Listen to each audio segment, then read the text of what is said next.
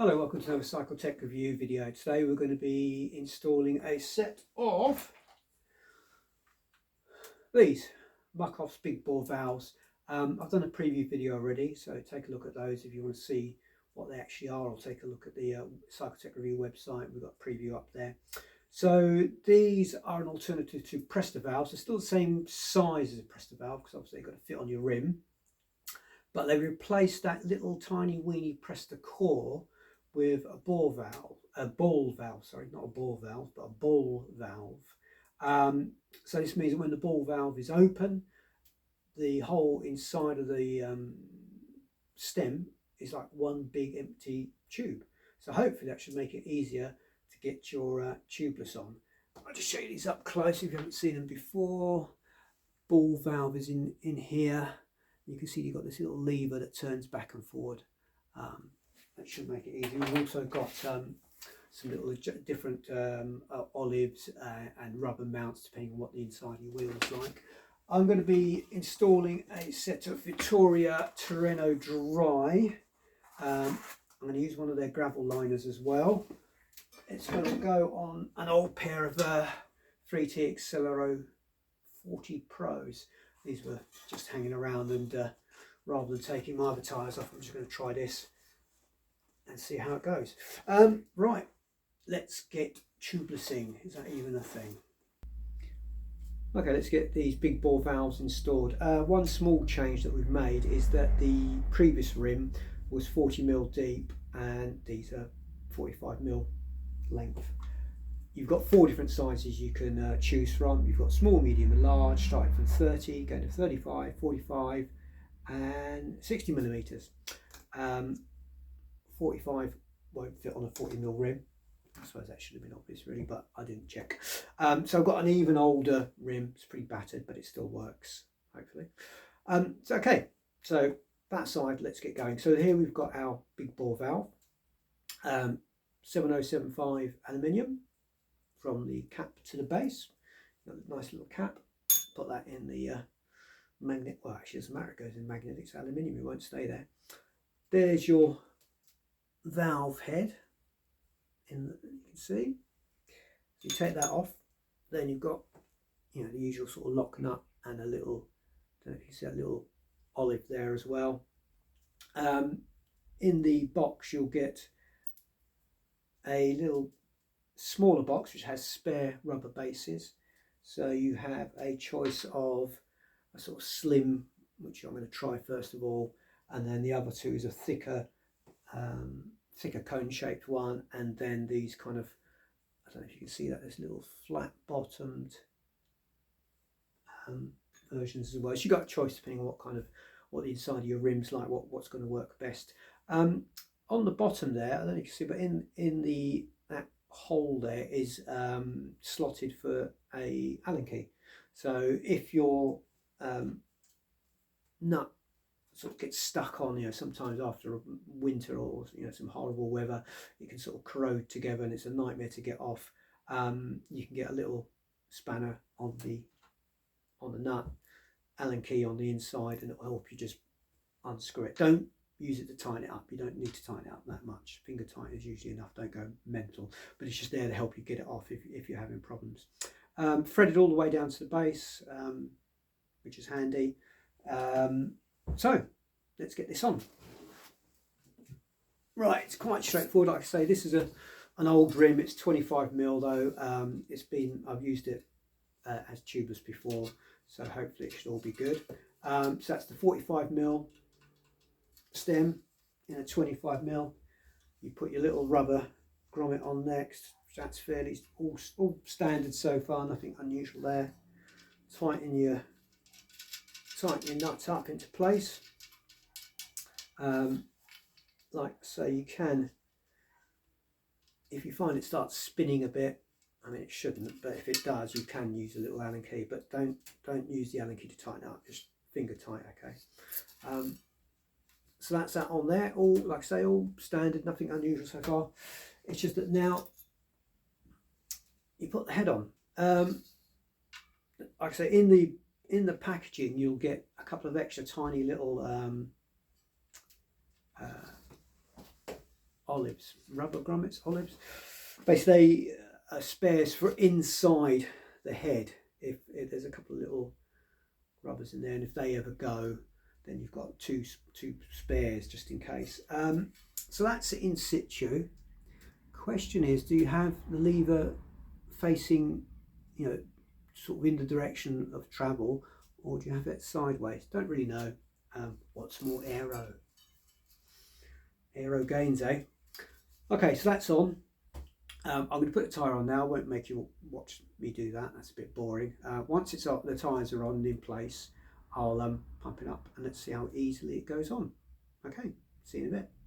Okay, so that's the tyre on. You didn't need to see that, it's pretty boring. Good putting the tyre on.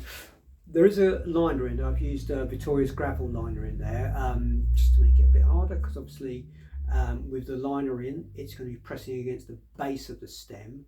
Now the stem does have holes on the side to let air into the tyre, but I think let's make it as hard as possible. I'm going to try a couple of methods. First of all, I'm going to use a little electric E-pump from Cycplus. We're reviewing that on site as well. You can take a look if you want to see. It's quite noisy. I might turn it down a bit, but let's see what we can do. I don't know if it's going to have enough oomph to seat the tyre. Let's try, see what happens. You have to open the little ball valve first of all. I mean, that's the only thing I'm a bit worried about. With a Presta, obviously you tap the top and it lets a little bit of air out every time. With the ball valve, you basically turn the little lever through 90 degrees. 90 degrees one way fully open, 90 degrees the other way fully closed. So I just wonder how much control you have if you just want to let out a little bit of air. Does it suddenly all rush out? But anyway, at least turning on and off is, you know, pretty straightforward. So I've turned it 90 degrees. It's now sort of lying horizontal. When it's vertical, there's a little arrow mark. So if the arrow is pointing up, it's closed. If it's pointing to the side, it's open. So let's see if the E-pump can do it. It just pushes on the edge. It's going to get noisy.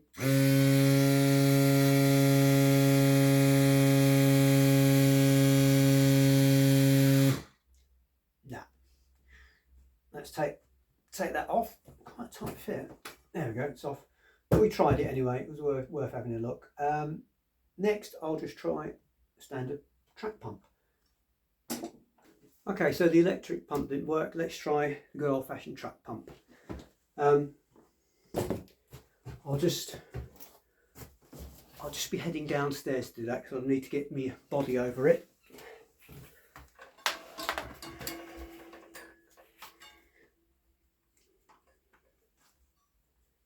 Okay, heads on. That goes on quite easily.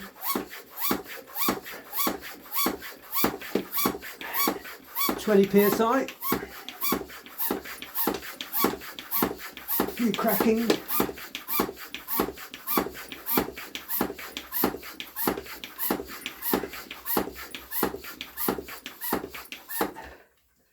Okay, that's 50 psi. Now, as you can see, unlike with a Presta, which automatically closes, remember to turn the ball valve to the off position when you take the head off. Saying that, it's seated. I can't hear any air coming out. Well, that went up pretty easily. I mean, obviously it varies depending on tyre and rim combination. But although the electric pump didn't have much, I think that's probably because it's delivering a too small amount of air to seat the tyre. With the track pump, I mean, mine's a sort of fairly narrow gauge. It's not a booster pump or anything like that, or even if you have one of those booster valves like the Schwalbe one, where you can, you know, blast a big rush of air in. That's great. The nice thing about this as well is because you have got that ball valve, when it's open, the internal is completely, it's just a tube. There's nothing to restrict the air. There's no valves or anything in the way. So I think that's part of the reason why it goes up so easily. I'm trying to see if I can't hear anything coming out. There's no sealant in here either yet. There's the gravel liner, but no sealant. Putting sealant in should be fairly straightforward. Obviously you'll have to release the air. And let's just see how easy it is to let a little bit out at a time. So if we just, that's slightly, oh, okay, so you can control the flow. That's just sort of slightly cracked open, then you can close it. And that's faster, obviously. So you can, yeah, you can control if you're wanting to sort of release a bit of air to change your pressures on, you know, while you're out on the trail, you can do that. Yeah, I mean, other than the fact that they're slightly bulky, maybe the, what do you think? Is it slightly bulky? I mean, it is large. I'm sure the road racers and, you know, yeah, are going to sort of poo-poo it being too big. But I mean, gravel, mountain biking, maybe even cyclocross, I think, you know, it's not an issue. You do get, like I say, little colour coordinated cap, just to put that on the top there. That will just stop any, I mean, you will need that with a Presta valve quite often. You know, I do ride around without the caps on. It doesn't seem to make much of a difference. But with this, I would suggest you do, because obviously if you're just riding around without the cap like that, dirt's going to get in, dirt and water, and you don't really want that getting in there and clogging up the works. So that seems like a good idea to keep that on there. Yeah, Muc-Off Big Bore valves, they seem to do the job. Like I say, the only caveat I would have is what, rim tyre variations can affect how easy. I mean, that went up very easily. It's not often you get a tubeless setup that just happily goes on with just the track pump, and it didn't require any sort of manic pumping. It went up quite easily, and as I said, I've got the gravel liner in there. So yeah, these are a bit fine, smooth tread. I won't be using those during the winter, but I'll set another set of tyres up and see if there's any issues perhaps with leaking around the head. I mean, putting sealant is going to be really simple, because again, you just open up the valve and just pour the sealant straight in. I mean, that's so simple. No more having to, you know, crack open the side of the tyre to see, you know, to put sealant in. Also, you get this. You don't have to get this, but this is something that Muc-Off are doing, which seems quite nice. It's a little dipstick, stainless steel shaft, aluminium head, nicely done, anodized, colour coordinated with the logo. So if you wanted to check how much sealant you had in there, you take your cap off. Obviously you have to let the air out, so we'll let the air out. Not going to work with a liner though. So the idea is it's got a graduated end, like a car's dipstick, and you just, I don't know if you can see that, you just drop it in. Of course, with a liner, you're just going to hit the liner, so you're not going to know how much. But if you didn't have a liner, you would drop that in, pull it out, have a look at the end, and you could see how much sealant you got in there without having to remove your tyre, which, you know, that's quite handy actually. I don't know about you, but quite often I do wonder, well, have I got any sealant in there still? Is it dried up? Sometimes you can't be bothered taking the tyre apart, so you just pour some more in there. This could save you a bit of time and effort. And it's a nice little.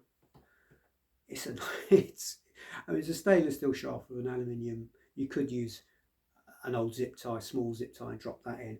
But this is a lot neater. Maybe if you're looking for a present for that cycling fan that you've got at home that is a bit of a pain to buy for, it's just a nice little, you know, gadget to have in the workshop. So there you go. I'll let you know how I get on with the big bore valves. But I mean, they seem in here in my immaculate garage, they seem to work quite well. Thanks for watching, guys. See you later. Bye.